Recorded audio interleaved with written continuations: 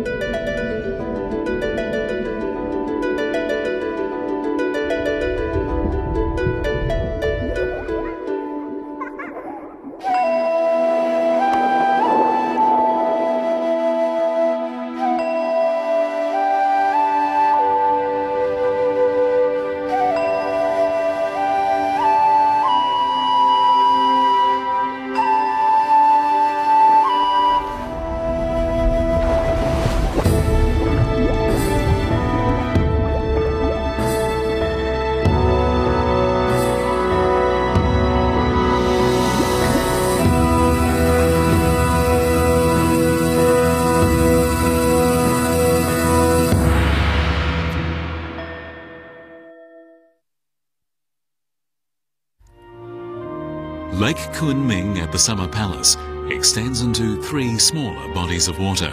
Each has its own distinctive features, and all are linked by a series of embankments. An island called Nanhu and a stone bridge with 17 arches are located at the southern end of Lake Kunming. Set against the backdrop of a hill, they present a pleasant spectacle.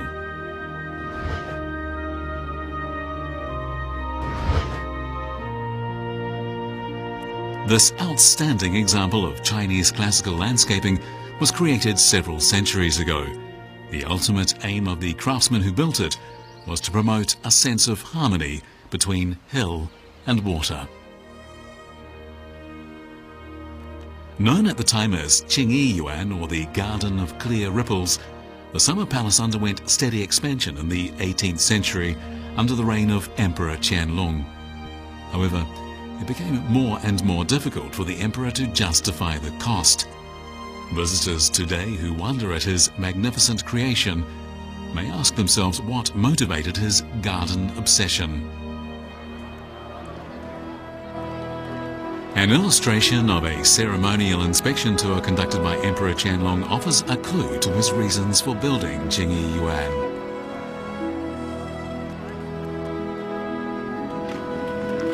The garden was originally conceived as a water conservancy project aimed at transforming the local landscape. But within a year of work getting underway, a court artist named Dong Banda was dispatched by the emperor to Hangzhou to paint its famous West Lake. His visit heralded a series of ceremonial inspection tours undertaken by Emperor Qianlong in person.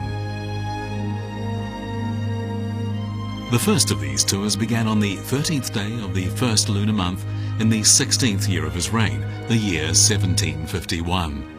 He was accompanied by the Empress Dowager, and he took a number of treasures with him, among them Dong Banda's painting.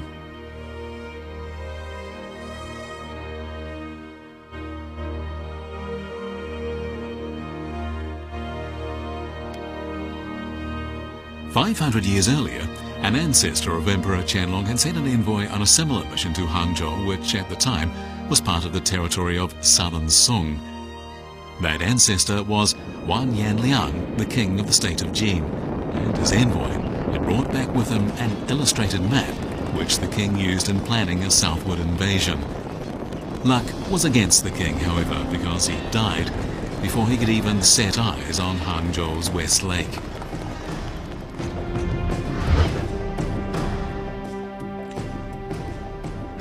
To China's Qing rulers, the country's south was important both economically and culturally. Emperor Qianlong's grandfather Kangxi had visited the region on 6 occasions.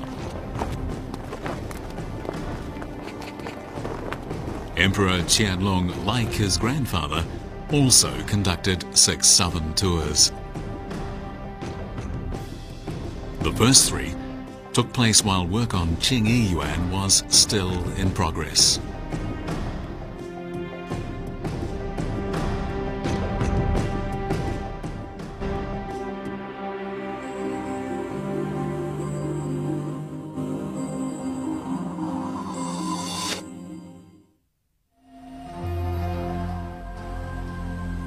The emperor saw the paradise on earth described by countless generations of writers and scholars.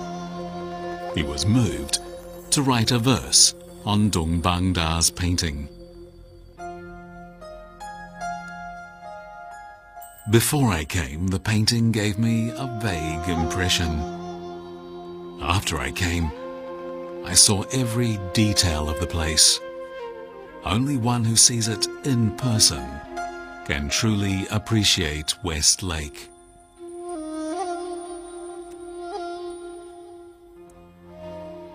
For Emperor Qianlong, seeing the lake with his own eyes had a far more profound effect than just looking at the painting. The experience would also have a profound effect on the development of his capital, Beijing.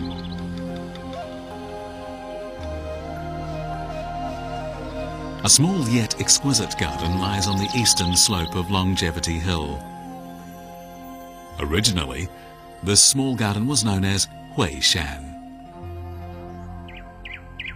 In many ways, it is similar to Jichang Garden in Wuxi. A feature of Wuxi's Jichang Garden is Zhiyu Bridge, or the Bridge of Understanding Fish. The name comes from an essay by the spring and autumn period philosopher Zhuangzi. The bridge is very low, never more than a dozen centimeters above the water, and this makes it ideal for observing the fish below. Huishan Garden at the Summer Palace has a similar bridge. Another feature of Jichang Garden is the stream of musical notes. As it flows over the rocks, the water seems to sing. Huishan Garden has a jade harp stream, and its water also seems to make music.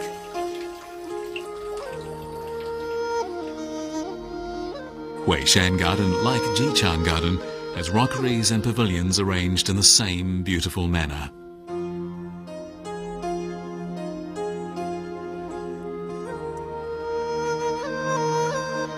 The 2 gardens also have exquisite pavilions, towers and bridges set out around water in the typical South China style.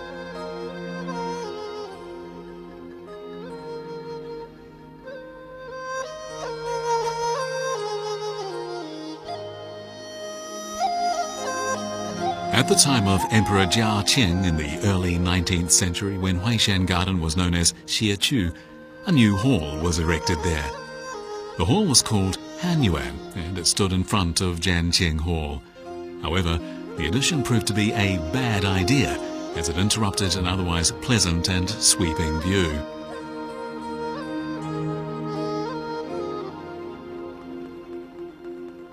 Huishan Garden was a fruit of Emperor Qianlong's first visit to Hangzhou. In 1757 and 1762, he embarked on 2 further tours of the south, and he took artists with him who painted the beautiful landscapes. These paintings of southern China became blueprints for the ongoing building work at the Summer Palace.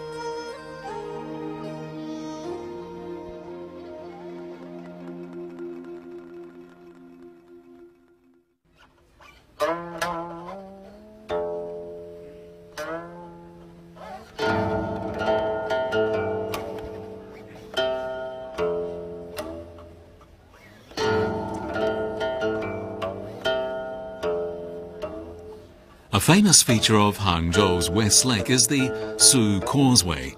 Similarly, Beijing's Summer Palace has the West Embankment on Lake Kunming. The Su Causeway is formed of 6 bridges, as is the West Embankment in the Summer Palace. Both have willows planted along them. There are also striking similarities in other details. Hangzhou's West Lake has Mount Gu to the north, West Lake to the south, and Su Causeway on its western side. Beijing's Summer Palace has Longevity Hill to the north, Lake Kunming to the south, and the West Embankment on the lake's western side. The arrangement is virtually identical.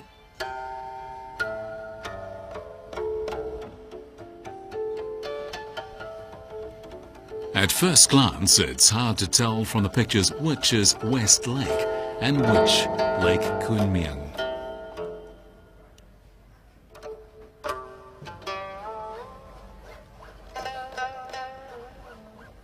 However, a closer inspection reveals certain differences.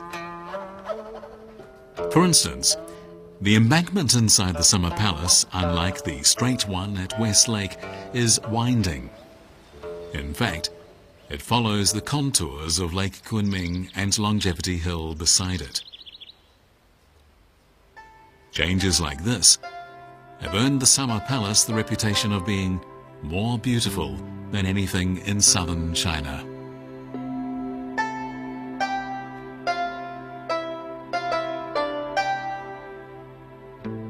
The designers of the garden soon realized how powerful the emperor's feelings were for southern China. They knew that his intention was to recreate the beauty of the landscape of southern China on the outskirts of Beijing, even though this meant breaking a promise he had made.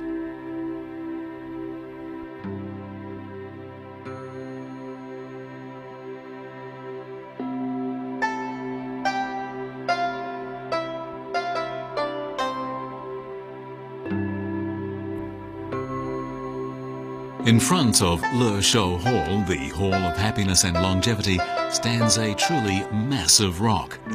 It's 8 meters long, 2 meters wide, 4 meters high, and weighs over 20 tons. The rock was discovered by a Ming Dynasty official named Mi Wanzhong in Fangshan in southwest Beijing. He ordered that it be brought to his home in the capital, but the transport costs were so exorbitant that he had spent all his money before the rock arrived. After this, the rock became known as the Rock of Bankruptcy.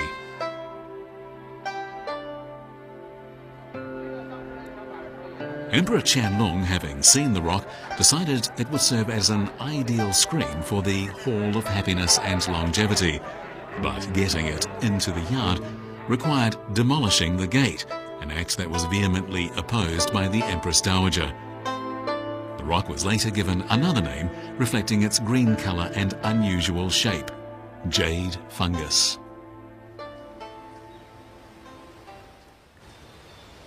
The rock from Fangshan would become one of the most talked about features at the Summer Palace.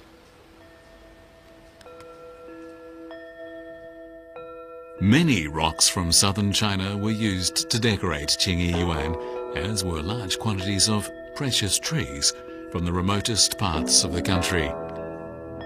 Longevity Hill, with its pine trees, resembles Mount Huangshan in Anhui Province.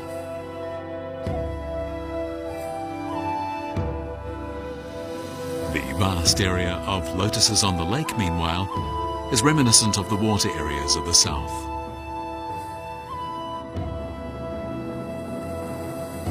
There are areas of the garden where the scenery of other regions other than Hangzhou is recreated.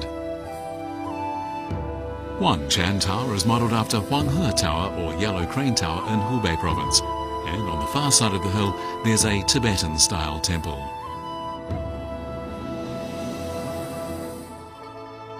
Kuoru Pavilion on the East Embankment and the 17-arch bridge recreate the scene at Lugou Bridge in the Beijing suburbs. The 17-arch bridge is 150 meters long and 8 meters wide, with 9 arches on each flank when counting from the middle. The number 9 was traditionally considered the supreme number and was thus reserved for the exclusive use of the imperial family. There are 544 stone lions carved on the rails of the 17-arch bridge.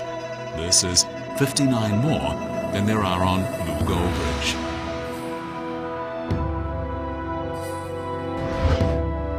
In its design, the summer palace adheres strictly to Chinese tradition. There are, for example, 3 islands in Lake Kunming symbolizing the 3 mountains in the East Sea where, according to legend, the immortals live.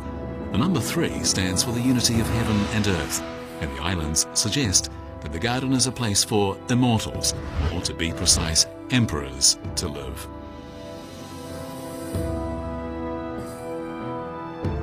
A bronze bull stands on the east embankment. It symbolizes all the elements that are favorable for farming. On the far western shore of Lake Kunming, there's a picture illustrating the traditional culture of men farming and women weaving. Located inside Wenchang Pavilion, or the Pavilion of Literary Prosperity, is a statue of Lord Wenchang. On the west slope of the hill inside Suyuan, or Night Cloud Temple, is a statue of Lord Guanyu. In traditional Chinese culture, these 2 deities represent loyalty and military success. The Dragon King Temple on Nanhu Island houses a statue of a dragon with a phoenix statue to the south. The 2 mythical beasts stand for ultimate harmony in traditional culture.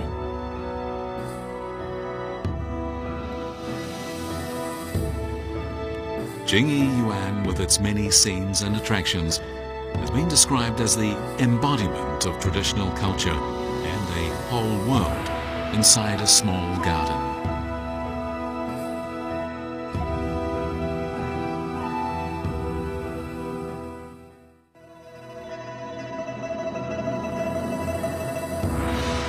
Work on the garden was finally completed in the year 1764. The 29th year of Emperor Qianlong's reign. It had taken hundreds of thousands of the country's finest craftsmen 15 years to complete.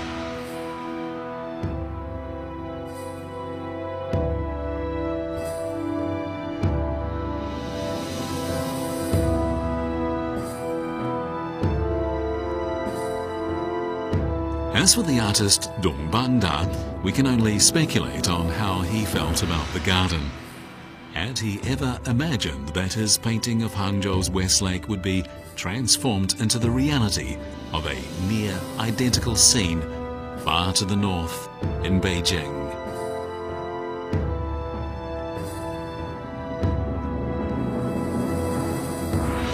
The emperor, through visit after visit to the south, ensured that Jingyi Yuan was created to mirror the beautiful scenery of the south.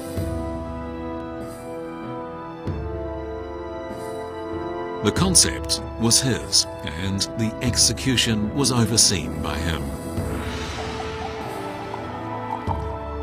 With the nation's wealth and a vast army of craftsmen at his disposal, it became a cultural and architectural masterpiece.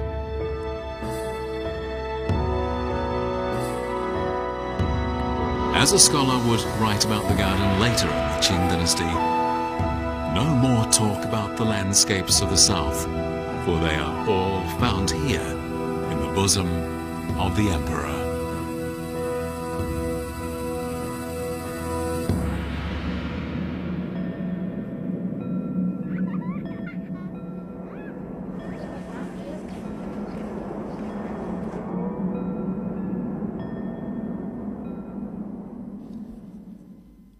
A building stands on the east shore of Lake Kunming.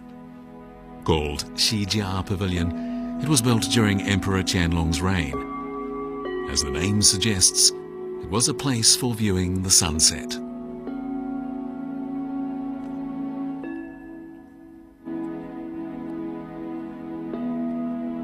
The 2 characters Xijia come originally from an ancient poem by Tao Yuanming, the great poet of Eastern Jin.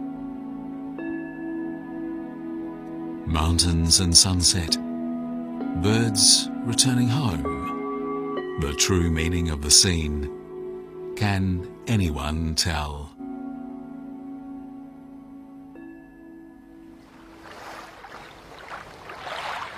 Emperor Qianlong was himself a poet, and he wrote several verses about the scenery in his garden. And yet, he never saw the scenery here at all.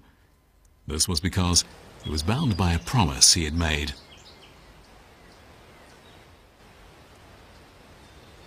The emperor had Qingyi Yuan built despite having given his word that he would never commit such extravagance. As a punishment, he imposed a rule on himself that he would never spend the night here. In this way, he hoped to earn his people's forgiveness. The emperor kept his promise, and so he never witnessed the ethereal beauty to be found here in the late afternoon.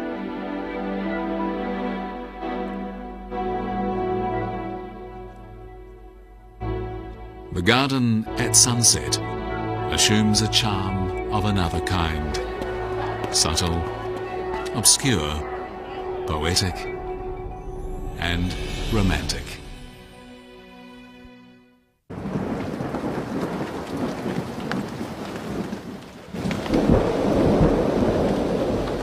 One day in the summer of 1764, which was the 29th year of Emperor Qianlong's reign, lotus leaves could be seen dancing gracefully in the rain on a misty lake beneath a misty sky.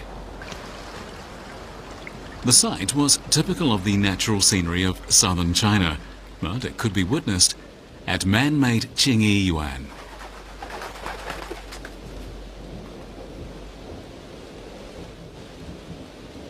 The completion of the garden changed the effect of the rainfall that year.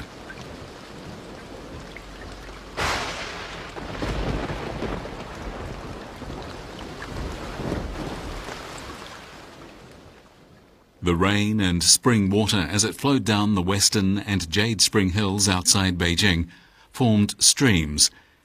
The streams ran into the paddy fields where the finest rice was grown for the imperial family.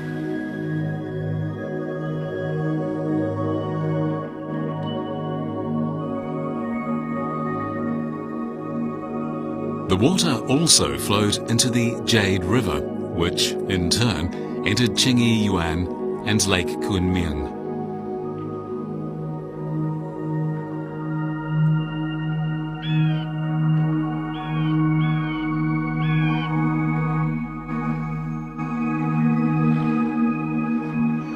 In this way, a system of waterways was created with Qingyi Yuan at its heart. Of the 5 imperial gardens in northwest Beijing, 4 were linked by waterways.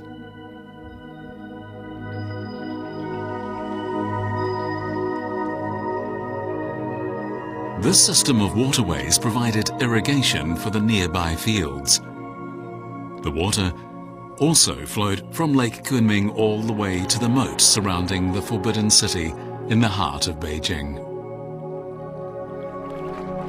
2 routes connected the Forbidden City and the Summer Palace, one by land, the other by water.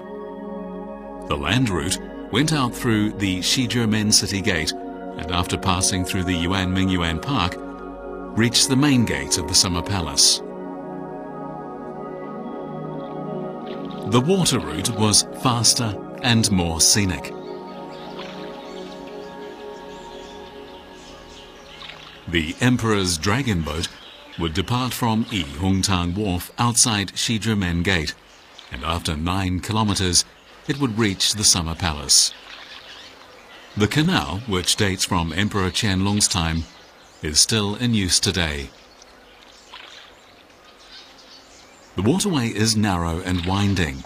At one point, it's wide enough only for a single boat to pass. At the end of the canal, an arched bridge comes into view. This is Xiaoyi Bridge, the entrance to Qingyi Yuan by water. After passing under this bridge, the canal widens and the vast expanse of Lake Kunming comes into view. This layout accords with another principle of traditional Chinese landscape, that of making a sharp turn and finding another world. Directly ahead is the 17-arch bridge connecting to Nanhu Island.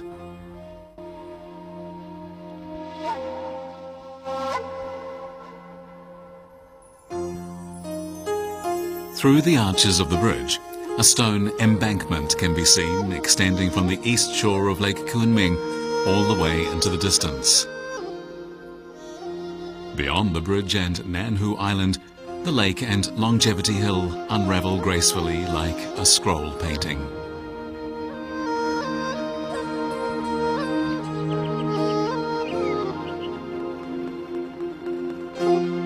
Now, the Summer Palace is in full view.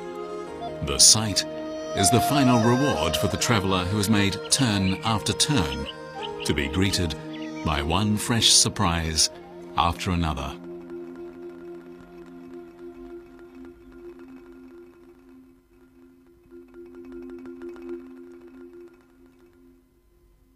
Where is the finest scenery in all the Yanshan Mountains?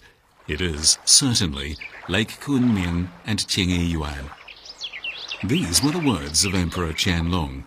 People today have not only the beautiful scenery to explore, but also the many stories told about this fascinating garden. At the last minute, the pagoda of longevity in the new Imperial Garden in northwestern Beijing was hastily pulled down. But why? This was not the only mystery associated with the park that would become known as the Summer Palace. What tales are told about the longest corridor in the world and the peculiar stage in the Hall of Listening to Orioles? To find the answers, watch episode 3 of Untold Stories from the Summer Palace.